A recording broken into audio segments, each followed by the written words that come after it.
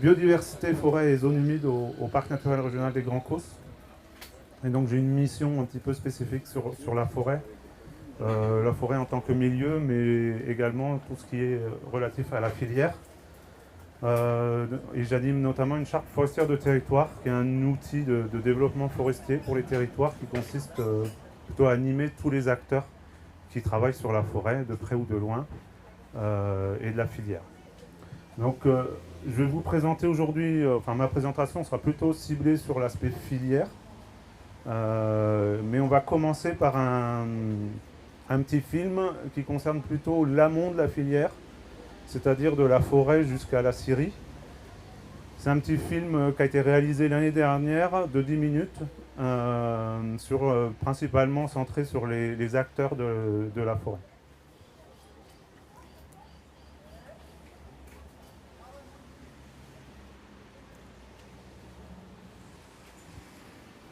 Dans le sud Aveyron, la forêt couvre 42% de notre territoire. Chaque année, elle s'étend aussi bien en surface qu'en volume. Nous atteignons aujourd'hui 13 millions de mètres cubes dans le parc des Grands Causses. Actuellement, nous prélevons annuellement 1% de cette ressource.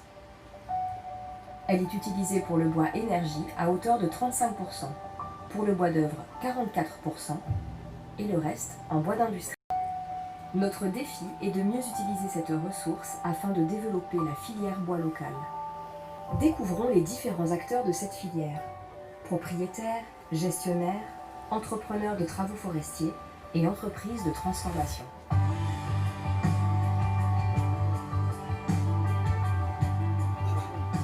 J'habite Millau, mais maintenant je suis implanté ici, puisque j'ai acheté une grange avec les pères aux alentours. Donc nous en avons fait, mon épouse, la résidence principale.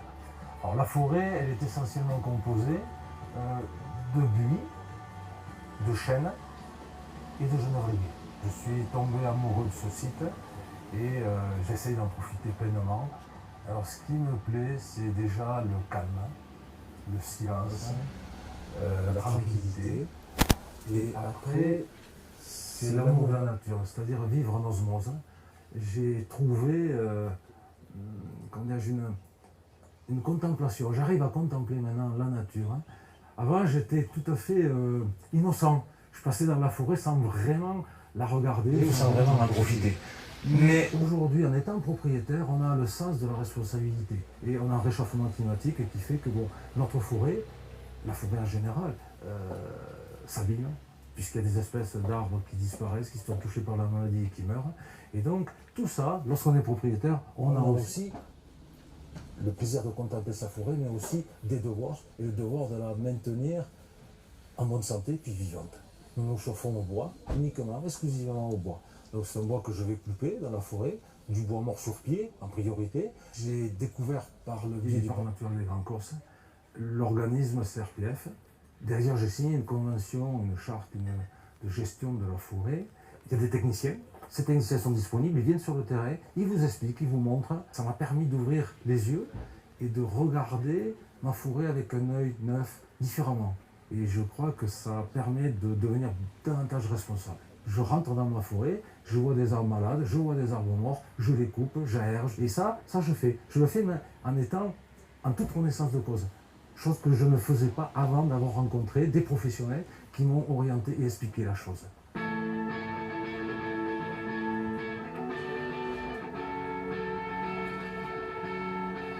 Je m'appelle Jean Cunier, je suis gestionnaire forestier au sein du cabinet Forêt Évolution. On gère des propriétés pour des particuliers ou des groupements forestiers qui sont propriétaires de quelques dizaines d'hectares à plusieurs centaines d'hectares.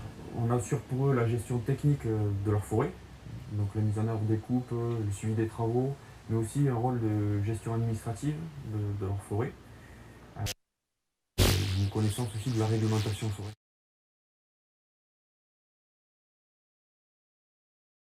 Une dizaine de forêts communales et une petite forêt de l'État, une forêt domaniale, dans la vallée du Cernon et dans la vallée du Soubzon. Donc c'est un métier très diversifié. Il y a un travail en équipe de martelage où on marque les arbres. Il y a également un travail très relationnel avec les maires pour les conseiller sur quel type de coupe et de travaux on va faire dans la forêt. Il y a aussi du relationnel avec les chasseurs, avec les touristes. Il y a également des analyses sylvicoles. Qu'est-ce qu'on va faire? Est-ce qu'on est sûr qu'on va aller couper du bois? Est-ce qu'on est sûr qu'on va faire des travaux? La gestion permet d'assurer la production de bois d'œuvre de qualité, donc qui va être utile à la filière de transformation derrière. Elle permet aussi de maintenir certains espaces productifs, laisser une forêt évoluer à elle-même, au bout d'un moment, elle va perdre sa fonction de production, parce qu'elle est vieillissante, sénescente. Le gestionnaire va intervenir au moment de la coupe du bois, donc il va sélectionner les arbres qui vont être abattus pour permettre le développement des arbres de meilleure qualité qui vont rester sur place. Donc là, ça va être le rôle du gestionnaire de désigner ces arbres, de s'occuper de la vente de ces arbres, de la commercialisation, de trouver les acheteurs et de suivre après le chantier d'exploitation. Le chantier d'exploitation, ça consiste à l'abattage et le débardage des arbres pour les amener bord de route et qu'ils puissent être évacués par camion en direction des lieux de transformation. Il y a différents travaux, il y a des travaux sylvicoles, il y a des travaux d'exploitation. Les travaux sylvicoles, c'est toute la première partie, on va dire, de la vie de la forêt, c'est quand on a des semis et qu'on va travailler pour que ces semis puissent se développer. Donc le choix d'un arbre, ça se fait en fonction de son environnement proche. On va le retirer pour favoriser le développement de certains arbres de meilleure qualité qui sont dans son environnement immédiat. Et ça peut être fait comme ici sur cette parcelle-là pour la strate inférieure, c'est-à-dire au niveau du sol, favoriser le développement des semis. Donc ici on a fait le choix d'une régénération naturelle parce que l'essence qui est en place est adaptée aux conditions de production. C'est une essence qui est intéressante pour l'avenir, qui est productive, qui va fournir du bois d'œuvre de qualité et qui se trouve sur une parcelle où le semis est apparu naturellement. Il y a certaines situations où ce n'est pas le cas et du coup il faut accompagner ou intervenir de manière un peu plus forte en réalisant une régénération totalement artificielle. Et après, il y a des autres travaux qui arrivent, c'est les travaux d'exploitation, où là, on va commencer à travailler pour vraiment les arbres qu'on va voir sur une longue durée de vie du peuplement. Donc on va commencer des coupes de première éclaircie, ça s'appelle, en sélectionnant certaines tiges, en coupant d'autres et en baissant drastiquement la densité. Et garder de plus en plus des belles tiges. On va aussi s'occuper de l'aspect sanitaire en sélectionnant les tiges qui sont vraiment de très bonne santé. Et comme ça, à la fin, on aura un peuplement qui pourra ressembler un peu à celui qu'on a actuellement. Des beaux, grands arbres élancés. Une bonne gestion forestière, c'est une gestion qui est durable, donc c'est-à-dire qui remplit à la fois des objectifs de production de bois pour assurer le matériau bois pour la filière. Et c'est aussi une gestion qui permet de tenir compte des enjeux environnementaux qu'il peut y avoir sur une forêt. Et aussi qui tient compte des enjeux sociaux, donc c'est-à-dire d'accueil du public ou d'autres activités de pleine nature comme les promenades en chevaux, le VTT ou la chasse. Alors c'est moi qui commande ces travaux. Je fais appel à des ETF, à des entrepreneurs de travaux forestiers. Donc je les guide, je les encadre, je suis là au début du chantier, je les suis tout au long et je leur donne mes prescriptions par rapport aux essences que je veux garder, à quelle densité je veux garder des semis, quel arbre je veux qu'il me dépresse, etc.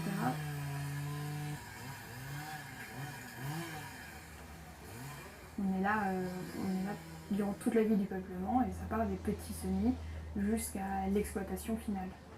Et ça s'arrête jamais puisqu'on est toujours en constant renouvellement de la forêt et on laisse jamais des terrains à nu. On est toujours là à essayer de travailler pour l'avenir.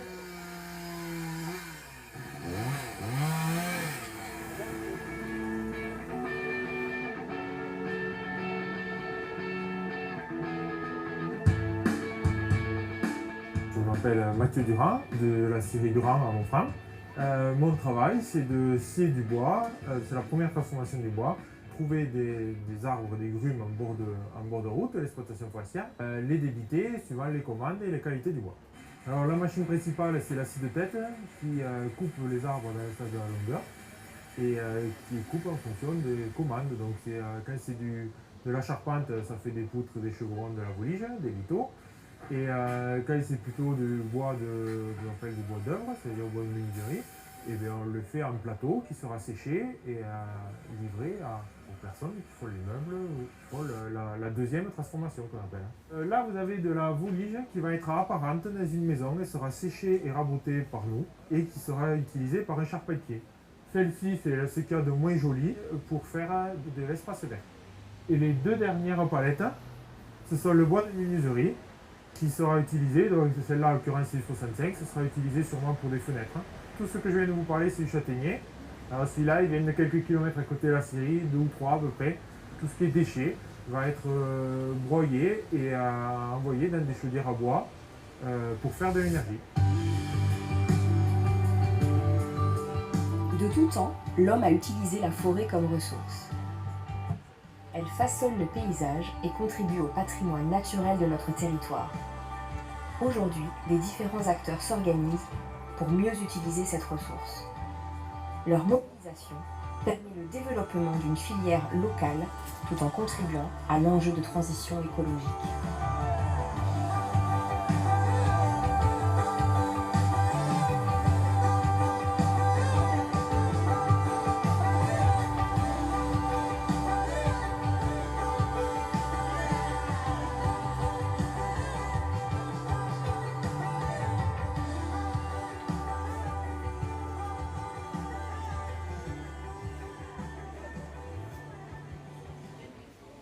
Donc voilà pour la présentation un petit peu brève, mais qui montre un petit peu les différents acteurs de la gestion forestière, notamment, jusqu'à la scierie. Donc la scierie, on appelle ça la première transformation. Et après, toute la filière qui se déroule après l'étape de sciage, c'est la seconde transformation. Voilà, donc on va rentrer un petit peu plus dans le détail sur l'état de la forêt sur le territoire du parc naturel régional. Donc, pour rappel, le parc naturel régional a été créé en 1995. C'est 93 communes, 327 000 hectares. On a vu dans le film 136 200 hectares de forêt, c'est 42% du territoire. Et à peu près 70 000 habitants aujourd'hui. Et le parc il est géré par un syndicat mixte. Un syndicat mixte, c'est un petit peu l'équivalent des associations, mais pour les collectivités. Donc il regroupe les communes du territoire, le département et la région. Aujourd'hui, la politique du parc elle est régie par une charte, une espèce de contrat qui est passé avec l'État, qui attribue le label Parc naturel régional. Et la charte est en cours pour la période 2007-2021, donc 15 ans. Et on est en phase de renouvellement d'un nouveau projet de territoire. Si on vient un petit peu dans le passé, on peut regarder ce qui se passé au milieu du 19e siècle, sur les cartes d'état-major, et on s'aperçoit aujourd'hui, donc les forêts qui existaient à l'époque, c'est celles qui sont en vert foncé sur cette carte. Vous voyez en vert clair l'extension de la forêt jusqu'à nos jours, et en orange, c'est les forêts qui existaient au 19e siècle et qui ont disparu, donc c'est des défrichements. Voilà. Donc en tout, c'est une superficie qui a été multipliée par 2,5, 2,6 à peu près, en 160 ans. Donc on a une forêt en progression, elle progresse encore environ 1% chaque année en superficie. Vous pouvez le voir, c'est qu'on a quand même très peu de forêt au 19e siècle. Donc on a plutôt une forêt qui est jeune et qui est en croissance, qui est dynamique. Si on regarde un petit peu dans le détail, en fait, dans le sud de la France, c'est un peu le cas pour toutes les régions au sud de la France, c'est qu'on a une forêt extrêmement diversifiée. Souvent, dans le nord de la France, on a plutôt 1, 2, 3 essences. Ici, sur le territoire du parc, on a une grande diversité d'essences. Donc on a principalement le chêne pubescent qui domine, qui est vraiment l'essence majoritaire sur le territoire du parc, sur le sud d'Aveyron. On a sur la partie Causse les pins sylvestres, qui sont, on appelle ça en termes de sylvicole, des accrus. C'est-à-dire c'est une progression spontanée, c'est des arrivées spontanées qui recolonisent depuis les bordures des gorges. Vous avez en marron les plantations d'autres pins, donc principalement du pin noir. Et sur le reste du territoire, vous voyez qu'on a une grande diversité sur les bordures, donc d'autres chênes, d'autres essences. Le hêtre, principalement au sud du territoire. Vous avez le châtaignier aussi, en bleu. Donc on en trouve sur ce qu'on appelle la petite Cévennes, sous le Lingas, bordure Saint-Jean-du-Bruel-Sauplière. Et vous en avez dans la vallée de la Muse et les raspes du Thym. Voilà. Et vous avez ce qui est ici en rose, c'est les plantations de résineux, principalement. Avec ce qui domine, c'est le Douglas et l'épicéa, qui sont des essences qui ont été plantées. Principalement, c'est lié à une politique, le Fonds forestier national, après la Seconde Guerre mondiale, entre les années 50 et jusqu'aux années 70, une politique de l'État assez intensive en matière de reboisement.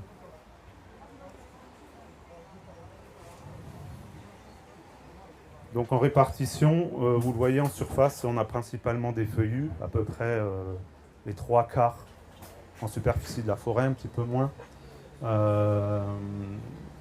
Et le reste en résineux, 18% de pins sylvestres et 11% de plantations résineuses. Voilà. Donc sur le territoire du parc, les plantations résineuses qu'on a pu voir dans le film, notamment, ça représente 11% de la superficie de la forêt. Le reste, c'est des forêts naturelles. Naturelles entre guillemets, puisque le châtaignier, c'est aussi une espèce qui a été introduite à un moment donné dans notre histoire. Donc voilà, pour résumer, 42%, 71% de feuillus, 29% de... Donc quand on regarde les volumes, alors quand on parle de 13 millions de mètres cubes, c'est la manière dont on calcule l'IGN, l'Institut pour l'information géographique et les données sur la forêt. Donc c'est l'ancien Institut géographique national, hein, c'est celui qui fait les cartes touristiques. Donc il compte le tronc et la branche principale, principalement. Donc ça fait 13 millions de mètres cubes sur le territoire. Vous voyez que déjà, on a à peu près 2 tiers de feuillus, 1 tiers de résineux. C'est-à-dire qu'en fait, les résineux, ils ont un petit peu plus d'embonpoint par rapport aux feuillus. Voilà, donc la proportion, du coup, elle s'accroît un petit peu pour les résineux.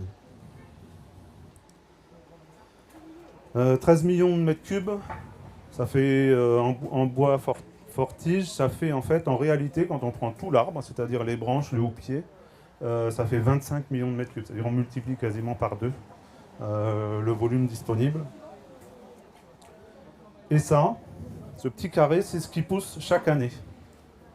Chaque année, la forêt croît de à peu près 1,5 million de mètres cubes, un peu moins 400 000 mètres cubes par an. Et alors, on a demandé un petit peu à IGN de nous dire un petit peu qu'est-ce qui était exploitable dans les conditions aujourd'hui. C'est-à-dire que les techniciens forestiers nous ont dit, grosso modo, en forêt publique, en forêt privée, quelles étaient leurs pratiques. Et en gros, 1000 mètres cubes de bois disponibles, exploitables, en gros.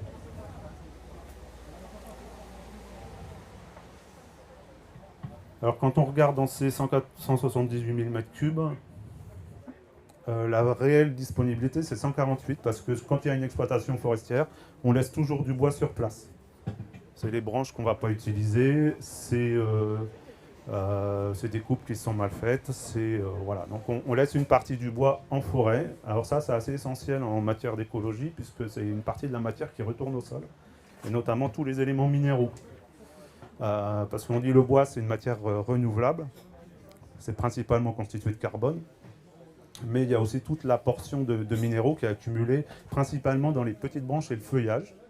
Et donc ça, c'est assez essentiel dans le cycle de la forêt, ça redonne des minéraux au sol. Donc en gros, ce qui est aujourd'hui exploitable, d'après les documents de gestion et les indications qu'on peut nous faire les experts forestiers, c'est un peu plus d'un tiers de l'accroissement annuel qui peut être prélevé, techniquement, selon les conditions actuelles d'exploitation de la forêt.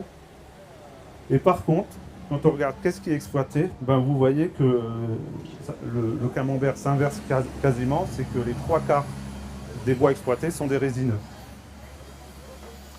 Et c'est principalement des résineux des plantations. Donc il y a à peu près 2 tiers des bois qui sont exploités qui proviennent de 11% de la superficie de la forêt sur notre territoire.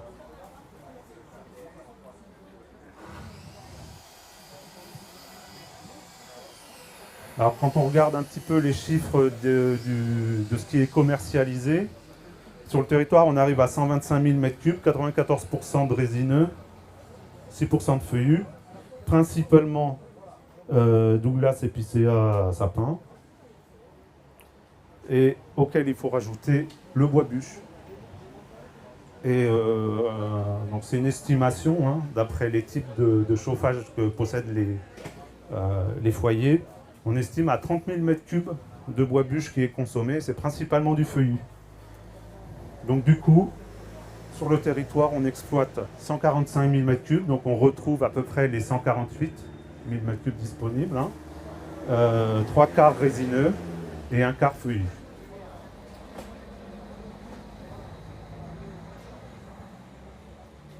Alors une autre chose, c'est de savoir est-ce que la ressource sera disponible dans le futur. Alors on a demandé une chose à IGN, c'est d'essayer de... Ils ont monté des outils de simulation un petit peu, avec des modèles de croissance des arbres, de voir comment allait évoluer la ressource.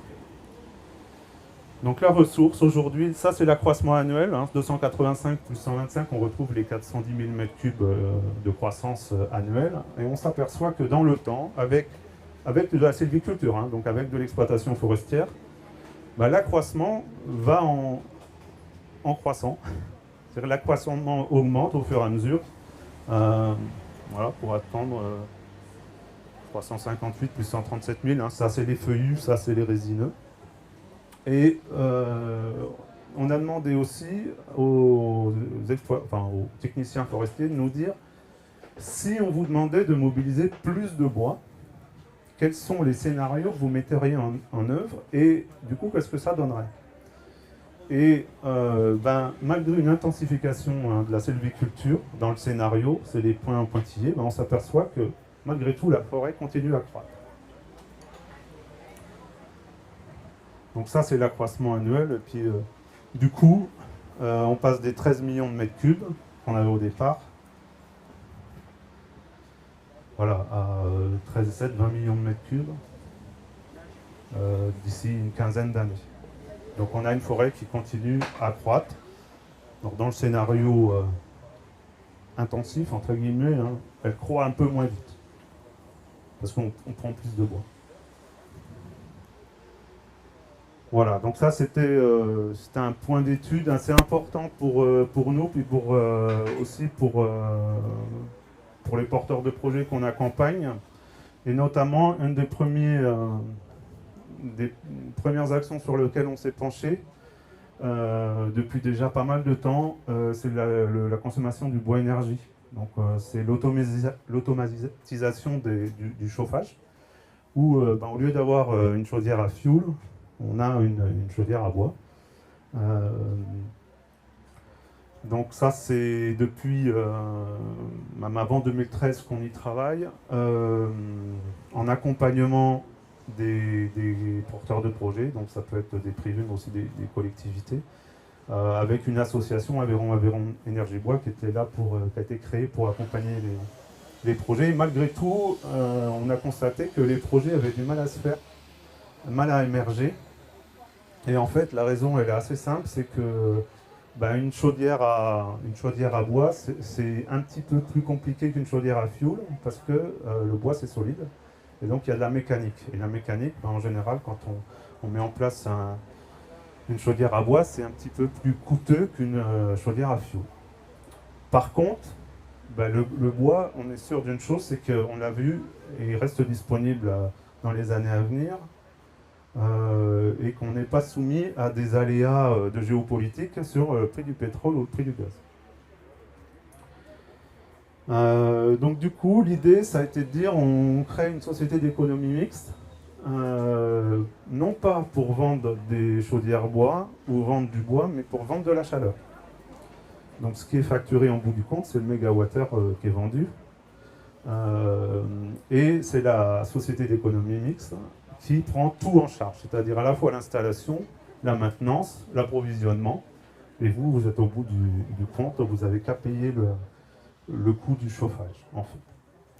Voilà, donc des aspects essentiellement sociaux sur la dynamisation de la filière, la création d'emplois qui ne sont pas délocalisables, parce que vous payez les bûcherons, vous ne payez pas les forages de pétrole ou de gaz qui sont à l'autre bout de la planète. Donc c'est de la création d'emplois locaux. C'est une contribution en substituant à des énergies fossiles donc à l'effet de serre. On contribue à l'autonomie énergétique du territoire, puisque l'énergie vient du territoire.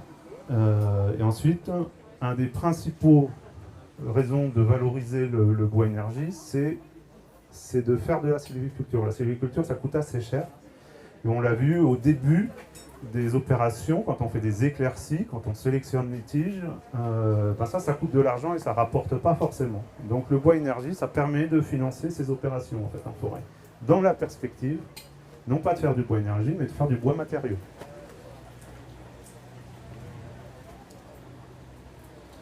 Donc voilà, juste pour illustrer, donc, le projet du réseau de chaleur Saint-Afrique a été inauguré en début d'année. Juste pour vous illustrer, 148 000 m3 de disponibilité. Voilà ce que va consommer le réseau de chaleur de Saint-Afrique. 5 000 tonnes par an, c'est à peu près 10 000 m3 de bois. 5 000 tonnes, la forêt du territoire met 10 jours à le reconstituer. Une autre question, on avait été interrogé par la communauté de communes de Millau. Quelle est la ressource disponible sur ma communauté de communes? J'ai bien dans l'idée de faire un réseau de chaleur, mais j'aimerais m'assurer que la ressource est disponible. Donc un des résultats fonctionnels de l'étude qu'on a pu réaliser, c'est de montrer que voilà, sur le territoire de la communauté de Millau-Grand-Causse, on a à peu près 15 000 m3 de pin disponibles en BIBE, c'est Bois d'Industrie, Bois Énergie, chaque année. Voilà. Et si on intensifie la sylviculture, sur un scénario, on va augmenter la ressource. Alors un aspect quand même qui nous a permis, nous, dans le plan climat-énergie territoriale, d'identifier la forêt comme étant un puits de carbone essentiel. Hein, ça compense les 3/4 des émissions du territoire, transport compris, c'est-à-dire l'autoroute, hein, principalement. Et ça compense largement les émissions liées à l'agriculture, par exemple. Voilà, on a deux compartiments de stockage du carbone, hein, c'est les sols agricoles, notamment les prairies, et la forêt qui l'emporte largement, autant en aérien qu'en souterrain, parce que la racine, elle stocke aussi. Donc ça, on l'a aussi calculé, l'effet stockage sur la durée. Voilà. Juste un petit peu maintenant, c'est aujourd'hui, je vous ai dit, on a les 3/4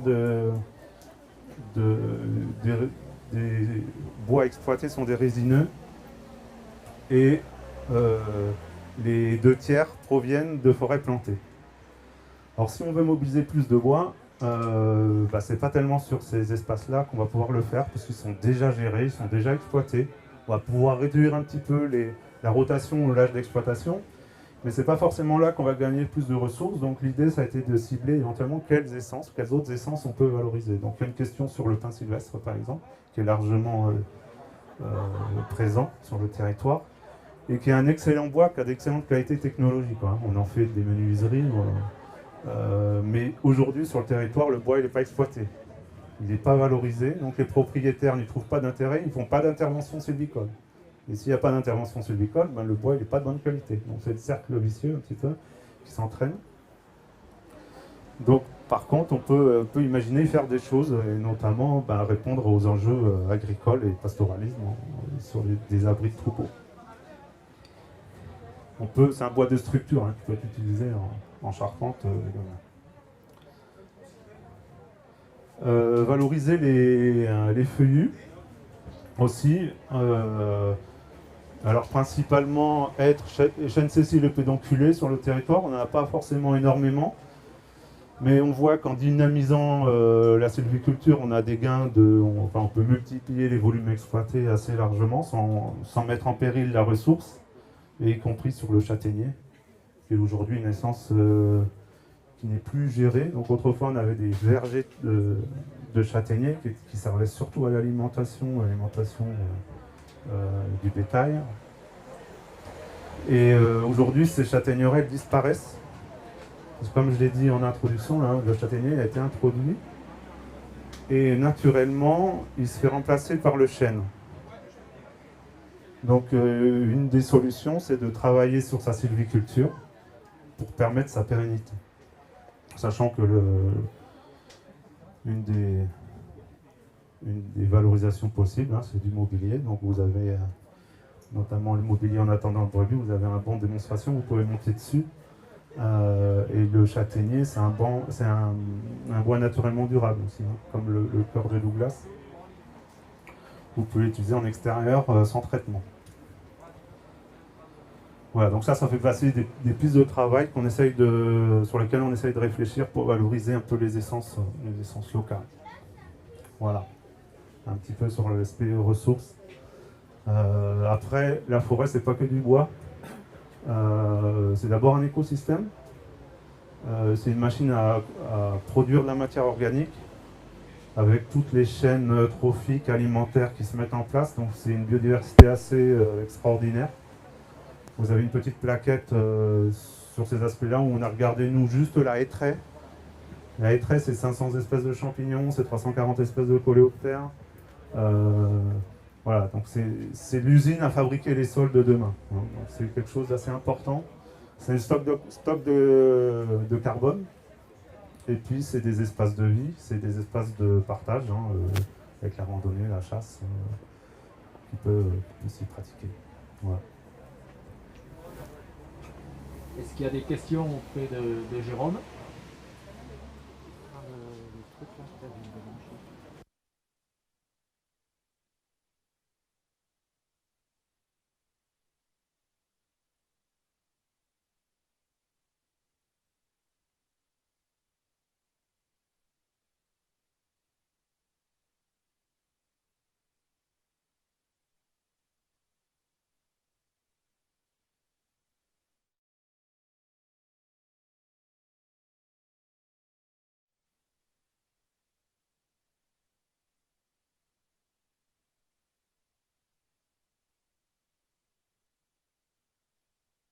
Il y a du métal aussi qui est fabriqué localement. On a de rester sur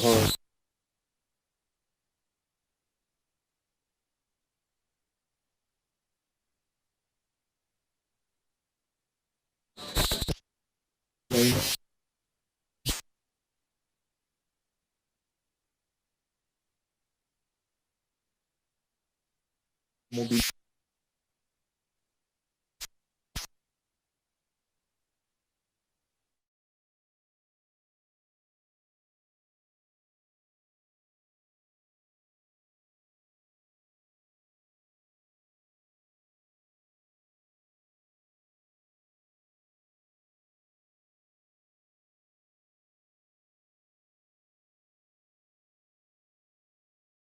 C'est qu'on retrouve ce banc sur différentes collectivités, hein, sur les voies vertes, dans des parcs de nos villages ou de nos villes. L'idée c'est de développer la présence de ce mobilier-là, en sachant que beaucoup de mobilier urbain est fabriqué dans des pays loin de chez nous, que l'on installe dans les parcs, et c'est un petit peu dommage aujourd'hui, et c'est un petit peu la réflexion, c'est un petit peu dommage de ne pas essayer de favoriser l'économie circulaire et l'utilisation locale de nos forêts et de réaliser ce mobilier-là. Donc c'était le cahier des charges un petit peu initial du parc et de Jacques-Pierre Jean, qui était de dire on collabore tous ensemble pour essayer de travailler à trouver quelque chose. Ça c'est pour le mobilier urbain. Il y a le mobilier d'intérieur, vous avez vu, il y a un rocking chair, un fauteuil. Tous ces prototypes-là ont été réalisés. Les bancs ont été réalisés aussi en fabrication pour 50 unités, puisqu'on en trouve sur la cavalerie, on en trouve sur Saint-Afrique, vers Albi, à la limite de la frontière là, avec les Albigeois. Enfin, on se retrouve sur quelques communes déjà du mobilier présent et installé, hein, à la fois dans les parcs, dans les villages ou sur les voies vertes. Et il y a le mobilier intérieur également que l'on souhaite développer plus pour de la collectivité, du particulier qui souhaite investir dans du mobilier un petit peu haut de gamme, j'en conviens, dans le sens où on est sur du châtaignier, dans le sens où on a utilisé pareil le cuir local, Donc on a travaillé avec des personnes qui travaillent le cuir localement, notamment Voilansac qui a travaillé les prototypes.